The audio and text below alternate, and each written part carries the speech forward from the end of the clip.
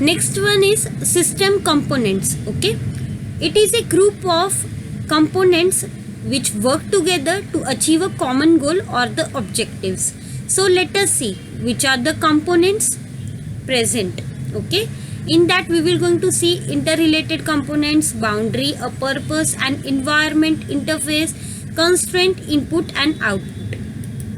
So here is in one diagram present over here, as you can see. Okay, यहाँ पे दिख रहा है, इसे हम बोलते हैं बाउंड्री. यहाँ पे होता है सबसे पहले इनपुट दिया जाता है. और ये इनपुट किसे दिया जाता है? ये इनपुट मेन सिस्टम से सब सिस्टम को दिया जाता है.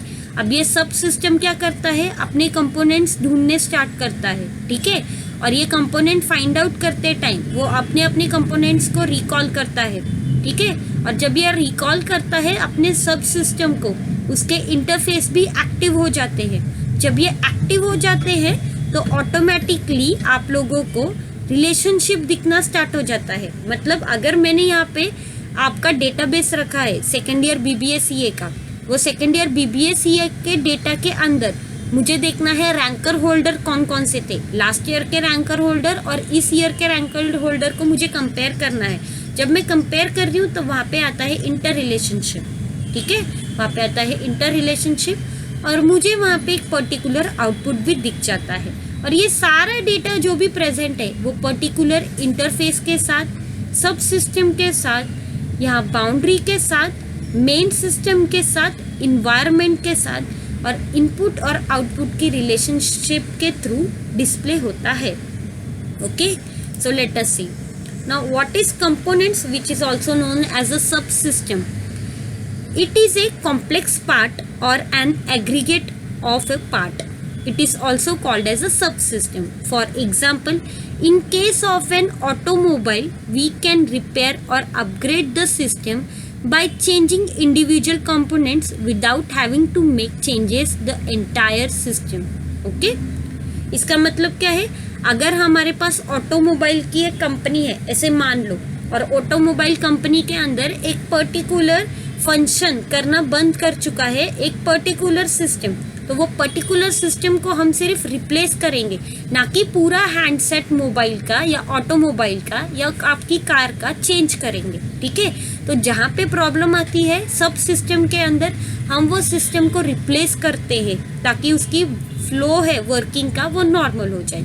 इंटर रिलेशनशिप क्या होता है? इंटर रिलेशनशिप मतलब यहाँ पे सभी फंक्शनिंग जो है वो एक टायर की तरह एक दूसरे के साथ कनेक्टेड रहती है, और ये सभी फंक्शनिंग जो है ऑटोमेटिकली एक दूसरे के साथ वर्कआउट करती है. So let us see the components are interrelated. जैसे मैंने अभी आपको बताया सभी की फंक्शनिंग एक दूसरे के साथ होती है. That means the function of one is somehow tied to the function of the other. एक फंक्शन दूसरे फंक्शन के साथ टाई किया जाता है. For example, the store system, the work of one component such as producing a daily report of customer order may not progress successfully until the work of another component is finished, such as sorting customer order by date of receipt. Okay? यहाँ पे उन्होंने क्या बोला है? हमें अगर देखना है कि एक दिन के अंदर हम लोगों को कितने कस्टमर ऑर्डर मिले हैं, वो देखने के लिए सबसे पहले हम लोगों को प्रॉपर वे में, ठीक है, एक फाइलिंग में अच्छे से आज की तारीख में कितने ऑर्डर हमने रिसीव किए हैं ये जानना ज़रूरी है. लेकिन ये काम कब तक पूरा नहीं होगा? जब तक हमें वो सॉर्ट करके पूरे डेट वाइज ऑर्डर की लिस्ट ना मिले, तब तक हम ये नहीं जान सकते कि आज की तारीख में हमें कितने ऑर्डर मिले हैं. ठीक है, दैट इज़ इंटर रिलेशनशिप. एक डिपार्टमेंट दूसरे डिपार्टमेंट के ऊपर डिपेंड करता है, ये पॉइंट पहले भी बताया था, और दूसरा डिपार्टमेंट तीसरे डिपार्टमेंट के ऊपर डिपेंड करता है. लेकिन इन सब का अपने आप में एक कॉमन गोल प्रेजेंट होता है. Next one, boundary. अभी ये बाउंड्री क्या होती है? बाउंड्री होती है लिमिट. ठीक है, लिमिट हमारे सिस्टम की. Okay, let us see. A system has a boundary within all of its components are contain and which establish the limit of a system. ठीक है, इसे बोलते हैं limit. Separating it from other system, ये अपने आप में अलग क्यों है, इसका रीज़न क्या है, इसकी बाउंड्री, इसकी लिमिटेशन। अगर वो लिमिटेशन को हम कहीं ना कहीं पे हटा दें या कम ज़्यादा कर दें तो वो प्रॉब्लम क्रिएट होता है उसकी वर्किंग पर्पस के अंदर। और अगर हम लोगों ने इसे चेंज किया तो जो हमारा कॉमन गोल है हम वो अचीव नहीं कर पाएंगे अगर हमने इसे चेंज कर दिया। नेक्स्ट देखेंगे इन्वायरमेंट। इन्वायरमेंट का मतलब क्या होता है, आउटसाइड द बाउंड्री, बाहर, सिस्टम के बाहर क्या चल रहा है वो होता है यहाँ पे environment. A system operates with in an environment, everything outside the system boundary. ठीक है, इन्वायरमेंट का मतलब क्या होता है, आउटसाइड द बाउंड्री, जो भी कुछ हो रहा है वो सिस्टम की बाउंड्री के बाहर हो रहा है। The environment surrounds the system. ठीक है, ये इन्वायरमेंट जो है ये अपने सराउंडिंग, सिस्टम की सराउंडिंग के साथ प्रेजेंट होता है, both affecting it and being affected by.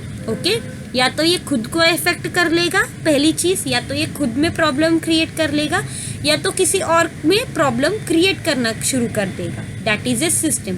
For example, the environment of the university include prospective student. यहाँ पे उन्होंने एग्जाम्पल दिया है, यूनिवर्सिटी है वहाँ पे बहुत सारे स्टूडेंट्स हैं, foundation, funding agencies and the new media. यहाँ पे बहुत सारे फाउंडेशंस है, एन नंबर ऑफ स्टूडेंट्स है, फंडिंग एजेंसीज है और यहाँ पे न्यू मीडिया भी प्रेजेंट है। Usual the system interact with its environment. इसका मतलब क्या है, यूनिवर्सिटी इन सब के साथ घिरी हुई है और इन सब से बातें करती है, इंफॉर्मेशन शेयर करती है। A university interacts with prospective student by having open houses and recruiting from local high schools. Okay, अब ये यहाँ पे यूनिवर्सिटी क्या करती है, इन सभी स्टूडेंट्स के साथ बातें करती है ओपन हाउस में और उनको स्कूल से यानी कि 11-12 से रिक्रूट करती है यूनिवर्सिटी के साथ। दैट मीन्स इन्वायरमेंट, आजू बाजू में जो कुछ भी हो रहा है हमारे सिस्टम को छोड़ के उसे बोलते हैं हम इन्वायरमेंट। नेक्स्ट वन है इंटरफेस। इंटरफेस क्या करता है, मीट करता है इन्वायरमेंट को, that is an interface. The point at which the system meets its environment are called as interface. ठीक है, बाहरी दुनिया से बातचीत प्रोवाइड करता है, that is an interface. Next one, constraints. Okay, a system must face constraints in its functionings because they are limit to what it can do and how it can achieve its purpose within its environment। ठीक है, उसे क्या achieve करना है और कैसे achieve करना है ये कैसे पता चलेगा, उसके इन्वायरमेंट की हेल्प के थ्रू उसे पता चलेगा कि उसे किस वे में जाके, कौन से वे में जाके कौन सी चीज़ें यूज़ करनी है, कब यूज़ करनी है। ठीक है, last one, input and output. Okay, ये हम लोगों ने डिटेल स्टडी की है। A system interact with the environment bye means of input and output. Okay, system interact करता है अपने इन्वायरमेंट के साथ, किस वे में, अब उनसे इनपुट लेता है और रिजल्ट लास्ट में आउटपुट डिस्प्ले करता है।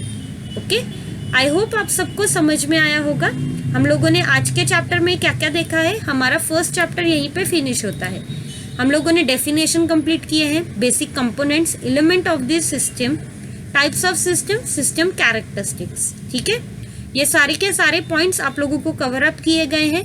अच्छे से रिवीजन करो, कोई भी प्रॉब्लम हुई so you can contact me easily. Information, detail study सभी पॉइंट बाय पॉइंट आपको दी गई है डिस्क्रिप्शन में। ओके, देख सकते हो आप सभी, रिवीजन करना है। इनपुट, आउटपुट, कंट्रोल, फीडबैक है, यहाँ पे टाइप्स ऑफ सिस्टम्स देखे हैं हमने। ठीक है, ऑनलाइन सिस्टम, ये सारे systems, system components which are also known as characteristics of the systems. ठीक है, okay, thank you so much students, thank you.